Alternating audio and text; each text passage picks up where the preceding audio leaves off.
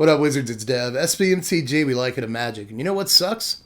Magic cards. It's true. Hate to say it, but like 90% of Magic cards just aren't very good. And I think that a lot of us jaded spikes have internalized that information a long time ago. So with that mentality, it's really easy sometimes for cards to completely slip through the cracks, or maybe we play with them for like a week when the set first comes out because we're really excited about them. They don't impress us at the time, so we proceed to completely forget they even exist, which I think is a huge mistake in some cases. So today I get to do one of my favorite parts of my job. I get to put a spotlight on cards that I think are super powerful and yet aren't seeing hardly any play, because even in this age where the internet has pretty much everything MTG related covered, there are still cards that get overlooked. So today, let's look at 10 cards that are begging to be broken.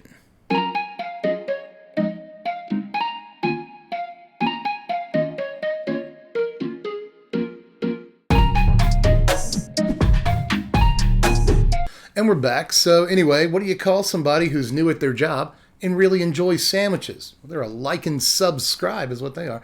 Hey, do that if you want more goofy jokes. Or tell me that you don't want those goofy jokes. I'll stop doing them. Because that was a terrible one, and I apologize. But you can also watch me play Magic here if you'd like to do that. Follow me on Twitter there. Or if you really want to, you can support the channel here. But aside from that, it's not why you came. Self-promotion's not why you came, and I hate doing it. So let's go ahead and get to the list with our honorable mention. Let's talk about Underworld Dreams, baby. And the only reason I bring up Dreams here is because this card has been so cracked in the past. And yeah, they've reprinted it a few times since then, and it hasn't really affected any format, which is kind of sad. And it looks like that's going to be the story this time around. And I hate that, because Underworld Dreams, in case you didn't know, actually has a long and storied pedigree of brutality. Back in the day, this card had to be restricted because it was so busted. That's something they never do anymore. But the best deck, not even just in Standard. What's Standard? They didn't have that. Just the best deck in Magic was an Underworld Dreams deck that played Dark Ritual on turn 1 into Dreams. That's something we'll never be able to do again.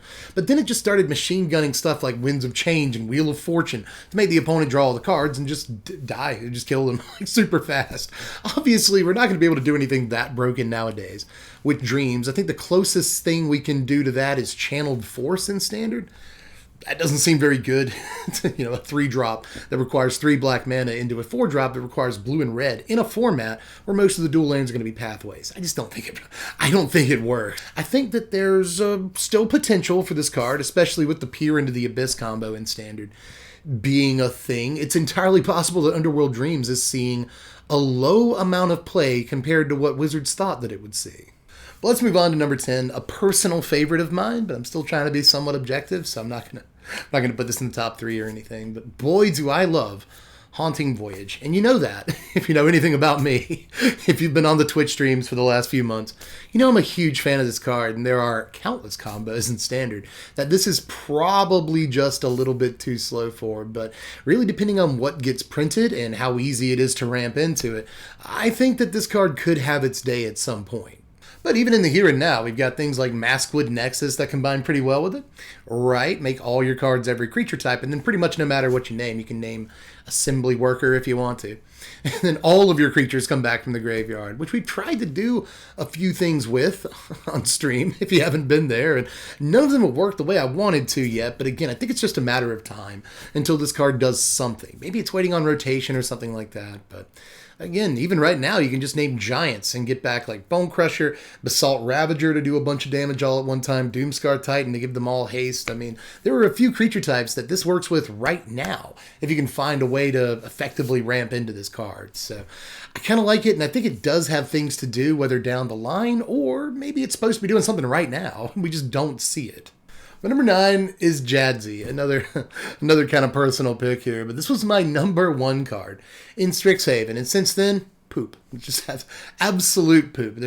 No one's done anything with this card, and I just think that's a travesty, man. Like, on the one hand, it's a 4-mana card that ramps you, provided that you still have some lands in your hand. And if this even ramps you like 2 on turn 4, it's really not a terrible card, just for that purpose. But obviously, I'm looking at the Jazzy half, because that's a nice looking old lady right there. I mean, first of all, it's a 5/5 with a pretty easy protection ability, right? I wish it was more along the lines of Seasoned Hallowed Blade. Discard a card and gain Indestructible. You have to cast the stupid thing all over again if you choose to protect it. But discarding a card, actually a pretty good way of protecting this. You don't have to spend any mana or tap it or anything. So the opponent does point a removal spell at it or cast a sweeper. It's easy enough to keep your Jazzy.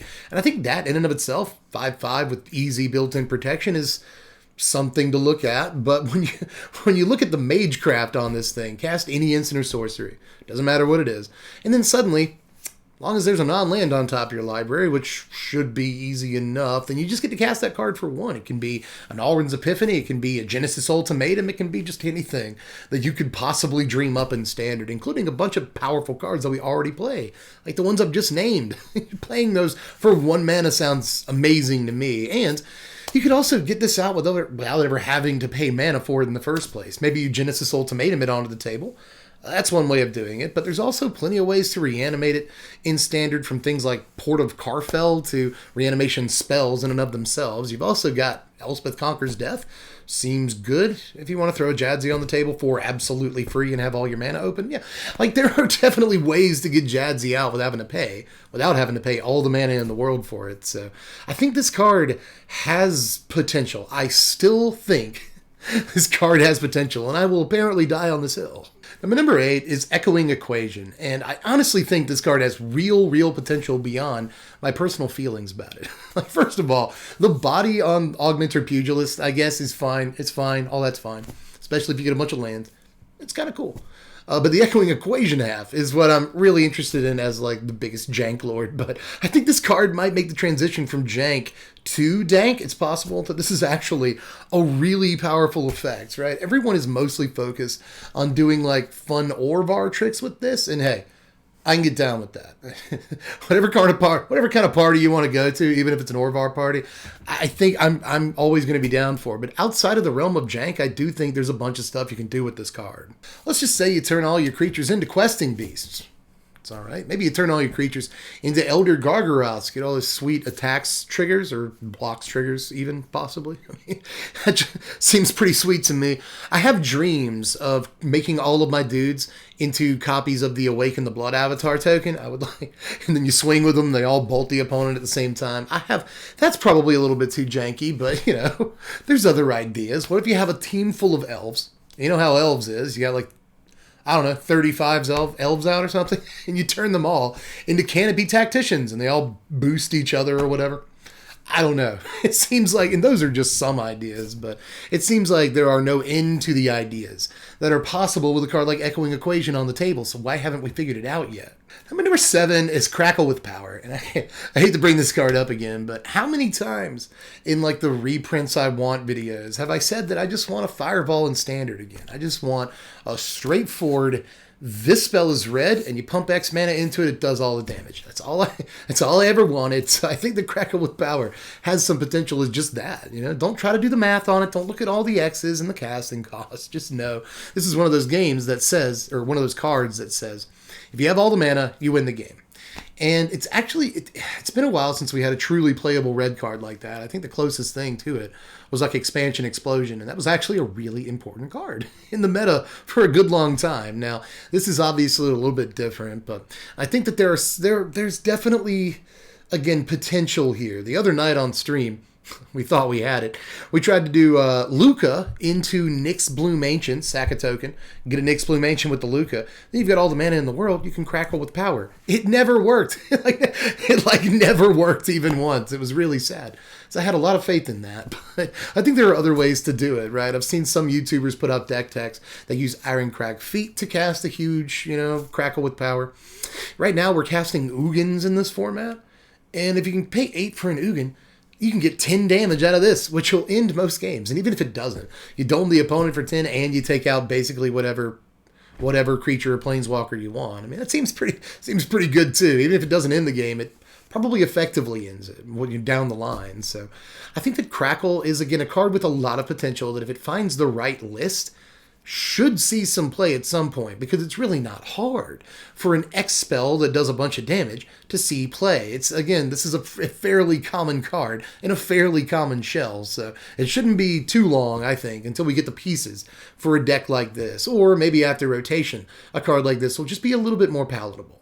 Number 6 is Nyambi. And like no one ever talks about Nyambi, and she's really good. Like she's so good. She's got 2 power for only 2 mana. She's got the flash, sweet ETB trigger, and once she's on the table, you can use her to draw cards if that's what you want to do. It's a really all around sweet 2-drop that just based on like stats and text alone, I really like in a vacuum. But in a format that has even little stuff like Baron. Imagine bouncing the Baron to your hand, getting that ETB trigger again. It sounds good to me. Or all the way up to Yorion. Imagine bouncing a Yorion back to your hand, gaining, 5 life in that case? And then you get to repeat the Yorion ETB trigger again. So, I don't know. It just seems like it has a ton of potential to me, and maybe Yorion lists are too tight already without this card, but I just think that especially in certain tempo decks, this could see a ton of play, right? It doesn't have to be a Yorion deck that's looking to blink everything. It could just be like a blue-white tempo deck that's looking to, get like small edges over the opponent. So, again, I think this card actually checks a lot of boxes in terms of all the different deck types it can be in, and especially considering it has flash, I think we're really overlooking this thing. Let's go to number 5, and this is where we start getting into stuff that I believe is really, really powerful and we need to put some eyes on. Starting with Plarg, it's got 2 Gs. Remember that if you're writing the card for a deck list on a website or something. It confused me to no end. Like, why wouldn't it take Plarg? It's because it has 2 Gs. Learn from my mistakes. But anyway, I think the Plarg is actually really sweet, and to back up my statement here, my claim, I'm actually going to present to you a deck that went 6-1-1 in a Maj series just last week. This deck is basically black-red mid-range that plays like Croxa and Bonecrusher Giant and Egon, but there's other ways to use Plarg. Like, note, that deck's just black-red. It doesn't even have a way to utilize Augusta at all, and it still thinks that Plarg is a good card to build a deck around. It went 6-1-1 in the current standard. It could be a fluke, but it's still a pretty cool record for a deck like this that uses a card a lot of us were excited about and still hasn't really done much. But again, it doesn't stop there. Imagine in a red-white deck that actually can take advantage of the Augusta have, if you use Plarg to, say, dig into a Selfless Savior in response to removal or your opponent's combat step popping off, right? Or maybe you use that Plarg to dig into a Skyclave Apparition on your opponent's turn. It seems pretty powerful to me, so I just don't think we should discount this card, and I know that Bonecrusher Giants are everywhere in this format and this dies to them, but and of course the activation cost is really high, but you know, in a basically aggro deck or even a mid-range deck, this is a great mana sink in the late game to make sure that even if you don't have any cards in your hand, you still have a way to put things onto the battlefield, get some gas, get some juice, and this card is really good at doing that. Now, number 4 is Semester's End. Now, when I say cards that are begging to be broken, I mean cards that might have to wait just a little bit in some cases, and I think this is one of them because until Yorion rotates, we're probably just going to be playing noodles all day. Just a big old bowl of pasta in Standard. Is all Standard's going to be, right? And that's kind of what it's looking like right now. But maybe after rotation, Semester's End will actually be the best blinker in Standard. And honestly, right now, I think this card is really, really good, right? Because really think about it, Yorion gamers. Yorion's body, the actual body that comes on Yorion, is often one of the least important parts of the card. And maybe that's a controversial statement. I know that you use Yorion as a good blocker in a lot of occasions. Maybe you've even swung to win the game with a Yorion. Sometimes the opponent scoops, because not only do you get the Yorion trigger, but you also get a 4/5 flyer that's going to end the game in a couple of turns. So I'm willing to say that yes, the body on Yorion means a good bit a lot of the time, but there are also a lot of games where opponents just scoop to the Yorion trigger itself, not the fact that you're getting a 4/5 flyer. They just don't want you to get on sweet ETB triggers again, right? So even though Semester's End can't blink enchantments or artifacts the way that Yorion can. I mean, one of the best things about Yorion is that it blinks like Binding the Old Gods and ECD and Kiora the Sea God, right? And this can't do that, but this still, for 4 mana, it's one less than Yorion, and you never have to buy it from the companion slot. For 4 mana, and I think this is key, at instant speed. For only 1 white, so it's easier to cast than Yorion too. But at instant speed, you get effectively Yorion's ETB trigger, except for enchantments and artifacts. And I think that's actually enormous. At instant speed, imagine how you could wreck an opponent's combat step. Imagine how you could completely throw their math off at the end of their turn because they didn't know that all your creatures were about to get +1/+1 counters, you know? So, like, or maybe you reset a planeswalker. They almost succeeded in killing your Ugin with an attack step, or any planeswalker. Just reset it at the end of their turn, right? It's just a lot of unbelievable things that you could do with Semester's End that would end in blowouts. And I think that a Yorion that they don't see coming that can occur on their turn is a powerful thing indeed. So I think we should be looking at this card. Now, number 3 is Double Vision. And yeah, we're in the top 3 now, and this card's all the way up here. It's a 5-mana do-nothing enchantment, is what a lot of spikes are going to say. But we are in a format right now that has so many spells that are unbelievable when copied, that I think that Double Vision is worth taking a look at. And there's a few ways to get it into play. We'll actually talk about one of them in 2 more slots. When we get to number 1, we'll talk about one of the ways.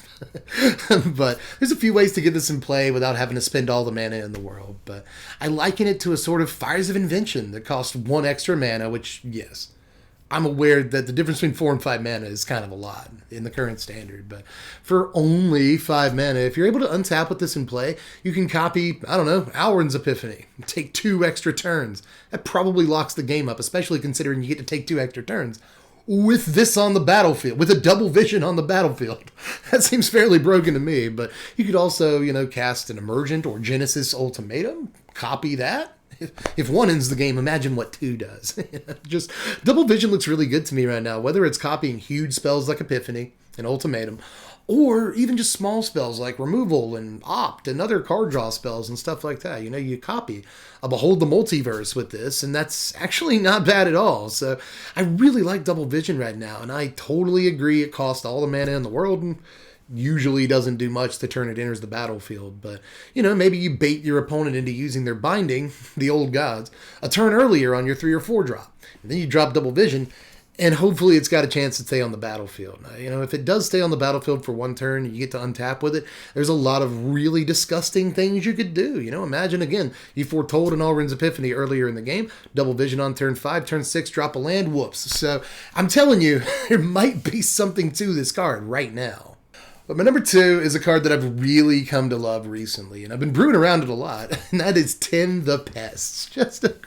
It's so good, guys. I'm telling you, just mostly because the instant speed. I've already said it in this video, and I'll say it a million times before, but instant speed is key. I'm a huge geek for instant speed, and this is one of the better instant speed effects in Standard because you can respond to removal with it or whatever.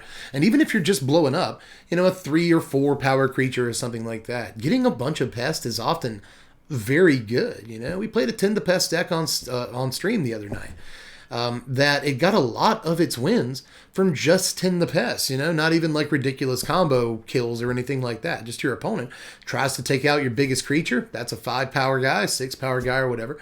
They cast a removal spell at it, and you just explode it into 5 or 6 tokens and swing the next turn to win. It's good just kind of by itself as an insurance plan against removal and whatnot, especially if you play big creatures. But obviously there's unbelievable combos with this card. Mystic Reflection being one of the dumbest if you can actually pull it off, right? I've seen people do Mystic Reflection plus Tend the Pests, sacrifice their Kazandu Mammoth after dropping a land, and suddenly they have, you know, 5 Kazandu Mammoths. That seems pretty sweet, but the other night, what we were trying to do is get, you know, Soaring Thought Thief copy. That way we get 6 Soaring Thought Thieves because we sacrifice, say, a Relic Golem. So you get 6 Soaring Thought Thieves that all buff each other and all trigger when they go to attack. So that seems good. You can also copy, say, Thieves Guild Enforcer and get a bunch of mills when they all enter the battlefield at the same time, win the game that way. There are some really interesting combos with Mystic Reflection and Tend the Pest, but just by itself, Tend the Pest is a sweet card, whether you've got a Bastion of Remembrance in play, or maybe you're trying to sacrifice a Tamagoth Titan to it. We've all had that dream before, so I think that especially, again, because of the instant speed, Tend the Pest is a card that really needs to be looked at super hard right now because it's actually done a lot of work for me so far. And finally, we made it to number 1, everybody. Let's take a look at In Search of Greatness. Now, this looks kind of like a Fires of Invention. I'll bring that card up again. Except it only costs 2. It's a lot more restrictive than Fires, but still, free spells are unbelievably powerful. And this thing only costs a couple of mana. You use your turn 2 on this, but still, after turn 2, you're in money at that point. You don't necessarily get a free drop off of it immediately or anything, but if you have a one drop out, you get a free drop off of it the next turn. But imagine if you go Search of Greatness on turn 2, turn 3 drop, it doesn't matter, and then on turn 4 you just get like a free Asika's Chariot, a free Questing Beast. The next turn you get a free Elder Gargaroth, just in mono green. That seems good enough, but there are plenty of combo decks that could seem to really get some juice out of this. Like, imagine getting a free Enigmatic Incarnation, another card that could have been on this list. Right? Or getting a free Doom Foretold on your turn 4, and then maybe the next turn you sacrifice In Search of Greatness to the Doom Foretold trigger. It seems like it could work too, right? Or maybe on turn 5, after playing a 4-drop, you get a free Double Vision. Maybe that's how you do it, right? You play Double Vision for free off of In Search, and then you cast an instant or sorcery on that same turn. It could work. So just all of these relatively expensive enchantments and other spells that are relatively tough to get on the table or absorb an entire turn when you play them, so you can't do anything that turn. I think that In Search of Greatness is great with pretty much all of those, so I don't know why more people haven't brewed with this card. Free spells are good. That is basically a rule at this point. But that's all for the list for now. I wanted to make this like a top 20. I mean, there's a ton of cards that I had to cut from this list, so let me know down there what you think should have been on this list, and maybe they'll coincide with some of the things that I cut, and we'll have a little conversation. Who knows? But get at me in the comments section. Let me know any cards that I missed that you think are really powerful, aren't seeing much attention right now. And of course, let me know how you felt about these takes. Any interactions with these cards that I missed, hit me with them in the comments section. Maybe we'll get brewing. It's important to put all of our brains together. Aside from that, please do the YouTube stuff on your way out. Before you hit the lights, if you'll like and subscribe, that would mean a lot to me. Remember that dumb like and subscribe joke from earlier? Did you get it yet? It's a really dumb one. Do all the YouTube stuff, right? If you want to support the channel, check out the Patreon. $1 a month to vote on stuff, and I would really appreciate it too. So think about that. It really helps to support the channel. $1 at a time really adds up. So if you would consider it, I would be a fan of you more than you're a fan of me in most cases. Aside from that, you can follow me on Twitter at SBMTGDev, or you can watch me play Magic at twitch.tv/SBMTGDev. But aside from that, I am done for this one. Again, don't forget to let me know how you felt about it in the comments section, and I will catch you cats later. I'm Dev from The Place. Thanks for watching, Wizards. Spread love and be kind.